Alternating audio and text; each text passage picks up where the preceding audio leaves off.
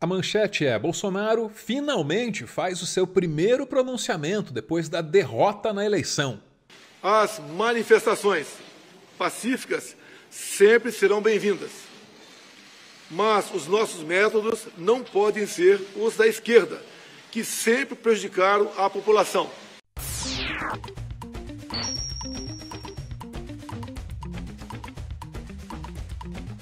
No Brasil, a apuração dos votos é muito rápida e, graças a isso, é muito comum que os candidatos derrotados assumam essa derrota e parabenizem o vencedor logo no mesmo dia da eleição, ou na mesma noite, pelo menos, né? Olha, não há democracia do tamanho da nossa em que isso possa ocorrer, em que isso seja possível. A tradição, que é conservada desde os anos 90, foi contrariada justamente pelo conservador Jair Bolsonaro. A eleição foi no dia 30. Naquela noite, nem sinal do Bolsonaro. Aí no dia 31, passou batido, passou reto pelos jornalistas que aguardavam ele ali na porta do palácio. Na tarde do dia 1º de novembro, finalmente ele aparece. Tá aí, caminhando em direção aos microfones. Microfones de dezenas e dezenas de jornalistas do Brasil e do mundo que estavam ali para ouvir o cara. Ok? Quero começar agradecendo os 58 milhões de brasileiros que votaram em mim no último dia 30 de outubro. Os atuais movimentos populares são fruto de indignação e sentimento de injustiça de como se deu o processo eleitoral.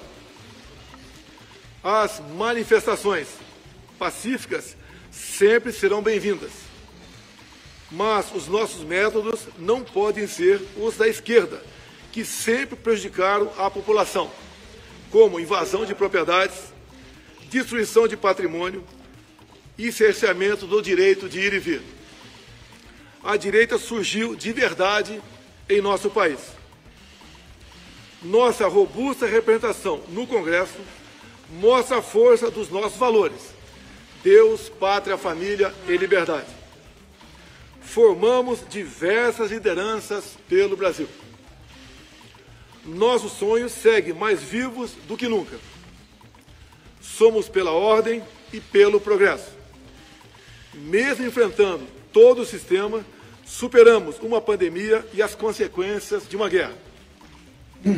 Sempre fui rotulado como antidemocrático e, ao contrário dos meus acusadores, sempre joguei dentro das 4 linhas da Constituição. Nunca falei em controlar ou censurar a mídia e as redes sociais. Enquanto presidente da República e cidadão, continuarei cumprindo todos os mandamentos da nossa Constituição.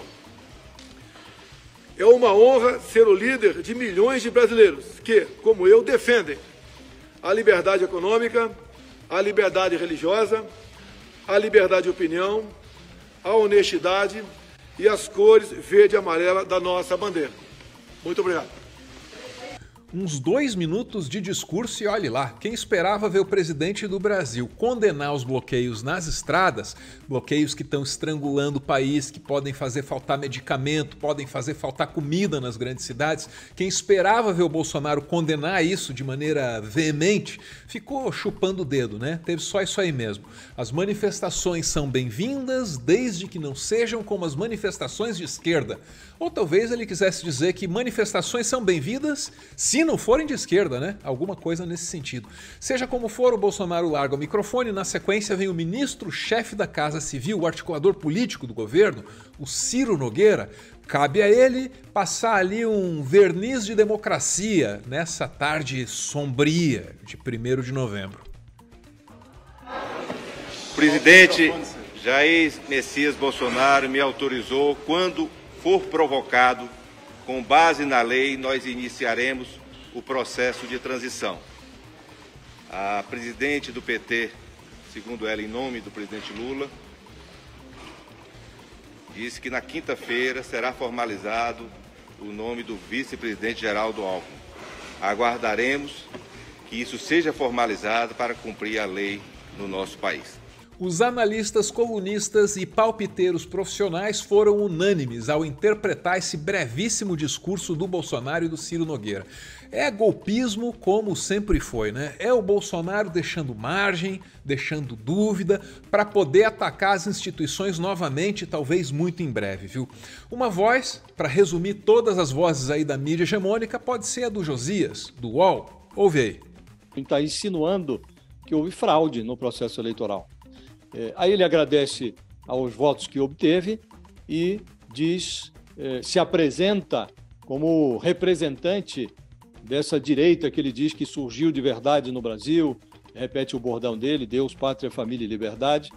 E, na prática, o que nós estamos ouvindo aqui é, a qualquer momento, o presidente pode surgir com um novo capítulo, com uma nova crise, com um novo questionamento ao processo, porque ele está dizendo, com todas as letras, que qualquer manifestação que ocorra no país será bem-vinda. Aí ele diz, não podemos repetir os métodos da esquerda, então, por favor, caminhoneiros, se acharem que é o caso, desobstruam as vias de acesso, porque não podemos nós repetir os métodos da esquerda, invadindo propriedades, destruindo patrimônio e obstruindo o direito de ir e vir.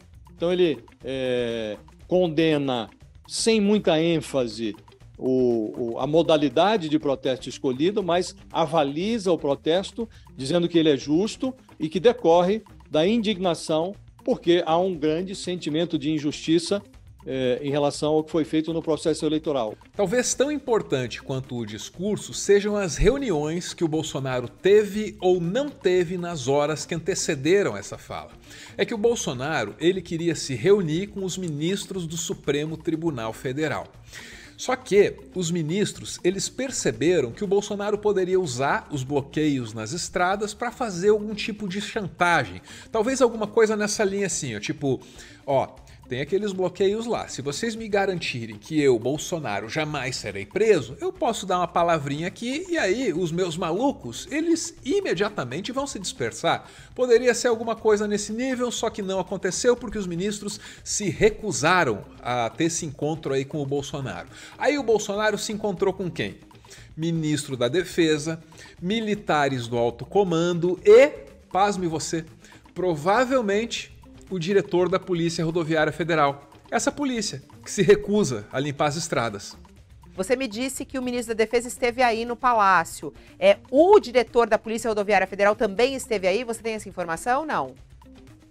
A gente não tem, mas é muito provável que ele estivesse, porque tem duas entradas aqui, eles conseguem driblar a gente quando eles querem. Mas é muito provável, porque pelo que eu apurei, a pauta da reunião com o ministro da Defesa era segurança pública. Então é algo que tem tudo a ver com o que está acontecendo nas estradas brasileiras. O Bolsonaro está fazendo o que ele sempre fez. Está mantendo o Brasil naquele estado permanente de caos, porque é só no caos que o bolsonarismo pode reinar. Seria muito ingênuo esperar do Bolsonaro um discurso pacificador. Pacificar o Brasil não é uma tarefa para ele. Pacificar o Brasil é uma tarefa para nós. Para continuar fazendo conteúdo e, quem sabe, expandir o projeto, o Meteoro depende de contribuições. A chave Pix do canal é essa aí, pixmeteoro@gmail.com. Você pode ajudar, mas claro, só se você quiser. Muito obrigada por ver esse vídeo até o final.